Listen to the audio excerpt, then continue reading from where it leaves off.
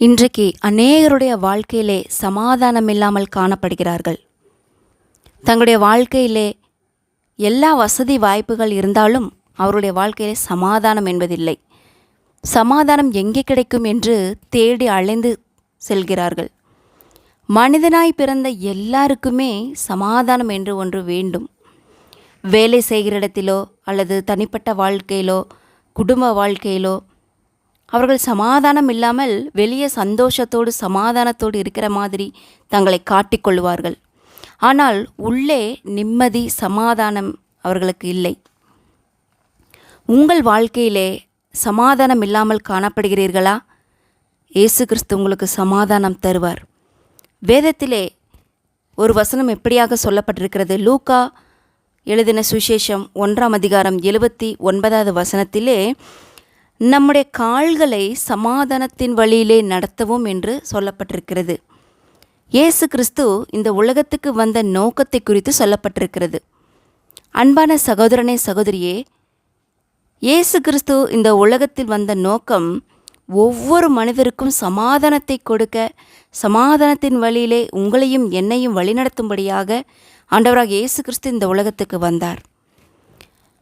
இயேசு கிறிஸ்து சிலுவையிலே மரிக்கும்போது அந்த மரித்ததனுடைய நோக்கம் பாவிகளை இரட்சிக்க இயேசு கிறிஸ்து சிலுவையிலே மரித்தார் என்று நாம் பார்க்கிறோம்.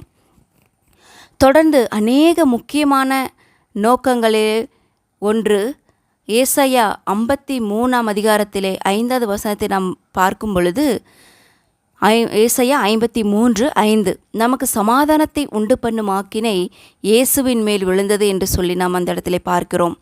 இயேசு கிறிஸ்து சிலுவையில் எல்லா கஷ்டத்தையும் சுமந்து தீர்த்தார். முழு உலகத்துக்கும் சமாதானத்தை தரும்படியாக கர்த்தராகிய இயேசு கிறிஸ்து சிலுவையிலே பலியானார்.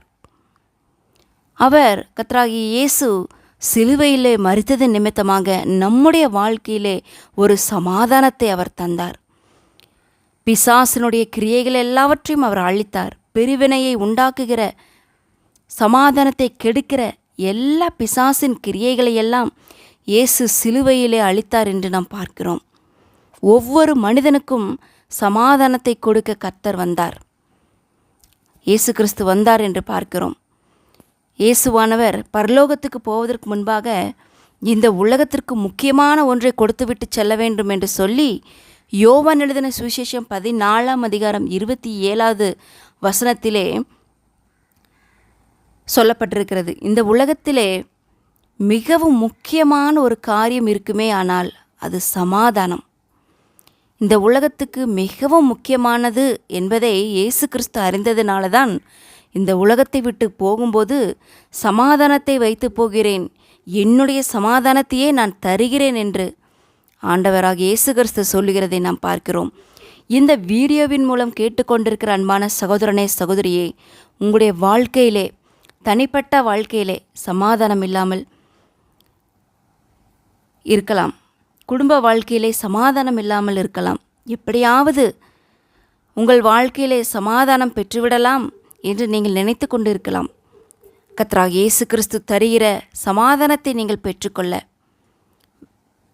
உங்களுக்கு வாஞ்சை இருக்குமானால், உங்களுக்கு அந்த சமாதானம் வேண்டுமென்றால் வேதத்திலிருந்து ஒரு 3 முக்கியமான காரியங்களை நாம் தியானிக்கலாம்.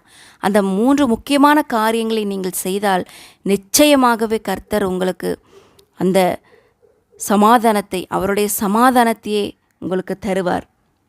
இந்த வசனத்தின்படியாக, இந்த சத்தியத்தின்படியாக நீங்கள் வாழும் பொழுது உங்களுடைய வாழ்க்கையிலும் இந்த மெய்யான சமாதானத்தை நீங்களும் பெற்றுக்கொள்வீர்கள்.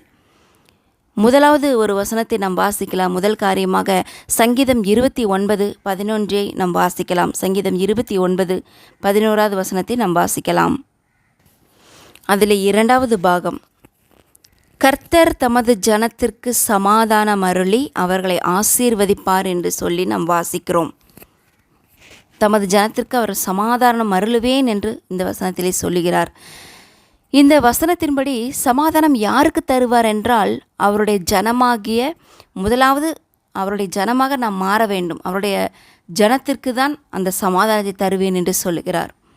அவருடைய பிள்ளைகளாக நாம் மாறும் பொழுது அவருடைய பிள்ளைகளுக்கு கர்த்தர் சமாதானத்தை தருவேன் என்று வாக்குத்தத்தம் பண்ணியிருக்கிறார்.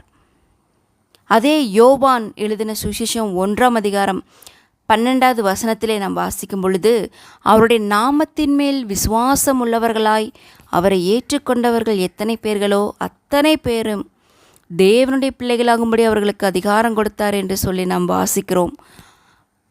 ஆண்டவருடைய பிள்ளையாக நீங்களும் மாறும் பொழுது உங்கள் உள்ளத்திலே இனம் புரியாத தேவனுடைய சமாதானம் உங்கள் உள்ளத்திலே காணப்படும். இதுவரை நீங்கள் உங்கள் உள்ளத்திலே கர்த்தராகிய இயேசு கிறிஸ்துவை ஏற்றுக்கொள்ளாமல் இருப்பீர்களே, ஆனால் உங்களுடைய வாழ்க்கையிலே சமாதானத்தை நீங்கள் பெற்றுக்கொள்ள வேண்டுமென்றால் இயேசு கிறிஸ்துவை உங்கள் உள்ளத்திலே சொந்த இரட்சகராக அவர் நீங்கள் ஏற்றுக்கொண்டு இருக்கும் பொழுது கர்த்தராகிய இயேசு கிறிஸ்து உங்கள் உள்ளத்திலே வரும்போது தான் அந்த சமாதானம், மெய்யான சமாதானத்தை நீங்கள் பெற்றுக்கொள்ள முடியும்.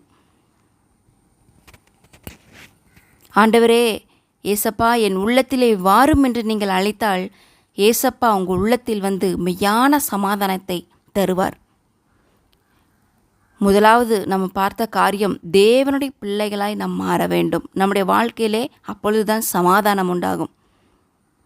ஆகவே நான் தேவனுடைய பிள்ளையாக இருக்கிறேன் என்று இன்னும் எனக்கு என்னுடைய வாழ்க்கையிலே சமாதானம் வரவில்லை என்று நீங்கள் ஒருவேளை சொல்கிறீர்கள் என்றால், தேவனுடைய பிள்ளைகளாக தேவனுடைய பக்கத்தில் இருக்கிறீர்களா, இல்லை தேவனை விட்டு நீங்கள் தூரத்தில் இருக்கிறீர்களா என்று ஆலோசித்து பார்க்க வேண்டும். இயேசுவை விட்டு தூரமாக இருந்தால் சமாதானம் வராது. பிள்ளை என்பவன் தகப்பனண்டையிலே இருக்கிறவன் தான் பிள்ளை, தகப்பனோடு இருக்கிறவன் தான் பிள்ளை என்று நாம் பார்க்கிறோம். இயேசுவை விட்டு தூரமாக நாம் இருக்கும் பொழுது இன்று அவருடைய சமூகத்திலே கிட்டி சேருங்கள். அப்பொழுதுதான், தூரமாக இருந்து கொண்டு சமாதானம் வேண்டுமென்றால் அது கிடைக்காது. அவருடைய சமூகத்துக்கு வாருங்கள், அவருடைய பிள்ளைகளாக மாறுங்கள். அவருடைய சமூகத்திலே சமாதானம் உண்டு. ஆகவே சமாதானத்தை பெற்றுக்கொள்ள கர்த்தராகிய இயேசு கிறிஸ்துவை உங்களுடைய உள்ளத்திலே நீங்கள் ஏற்றுக்கொள்ளுங்கள். அவருடைய சமூகத்திலே கிட்டி சேருங்கள். அவர் உங்களுக்கு சமாதானத்தை தருவார்.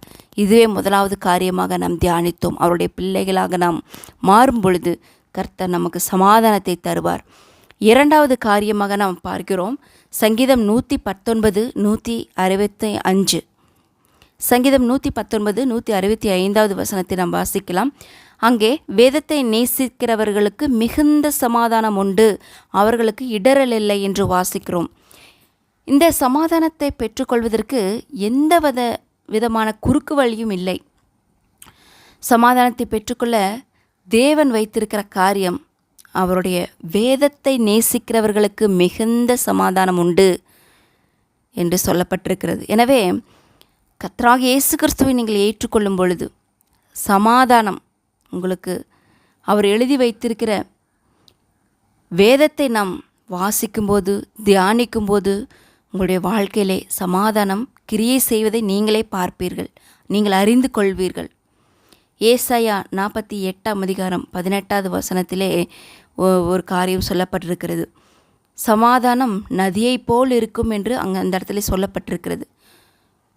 உங்களுடைய சமாதானம் நதியைப் போல, நீங்கள் போகிற இடமெல்லாம் சமாதானம், குடும்பத்திலே சமாதானம், வீட்டிலே சமாதானம், படிப்பிலே சமாதானம், வேலை செய்கிற இடத்திலே சமாதானம், செய்கிற வேலையிலும் சமாதானம் காணப்பட வேண்டும். ஒரு நதி போல பாய வேண்டும் என்றால் ஆண்டவருடைய வேதத்தை நேசிக்கும் பொழுது, அதை தியானிக்கும் பொழுது உங்களுடைய வாழ்க்கையிலே நீங்கள் அந்த வசனத்தின்படியாக நடக்கும்போது உங்களுக்குள்ளாக உங்களுடைய வாழ்க்கையிலே மெய்யான சமாதானத்தை நீங்கள் பெற்றுக்கொள்வீர்கள். கர்த்தர் வாக்குத்தத்தம் பண்ணியிருக்கிறார். நிச்சயமாகவே இந்த இரண்டாவது காரியமாக நாம் பார்த்தோம், வேதத்தை நேசிக்கிறவர்களுக்கு மிகுந்த சமாதானம் உண்டு. நாம் வேதத்தை நேசிக்க வேண்டும். இதுவே இரண்டாவது காரியம். மூன்றாவது காரியமாக நாம் என்ன பார்க்க போகிறோம் என்றால், கர்த்தருக்கு பிரியமான வழியிலே நாம் நடக்க வேண்டும். அதுதான் மூன்றாவது காரியமாக நாம் பார்க்கிறோம். நீதிமொழிகள் 16 7 வசனத்தை நாம் வாசிக்கும் பொழுது, நீதிமொழிகள் 16:7, ஒருவனுடைய வழிகள் கர்த்தருக்கு பிரியமாய் இருந்தால் அவனுடைய சத்துருக்களும் அவனோட சமாதானமாகும்படி செய்வார் என்று சொல்லி நாம் வாசிக்கிறோம்.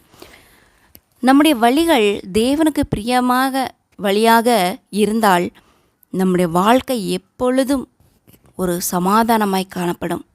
சமாதானம் எப்பொழுதும் இருக்கும். கர்த்தருக்கு பிரியமான வழி எது என்று நாம் பார்த்து அதன்படியாக நாம் வாழ வேண்டும். அன்பான சகோதரனே சகோதரியே, இயேசுவுக்கு பிரியமாய் நடக்கிறீர்களா?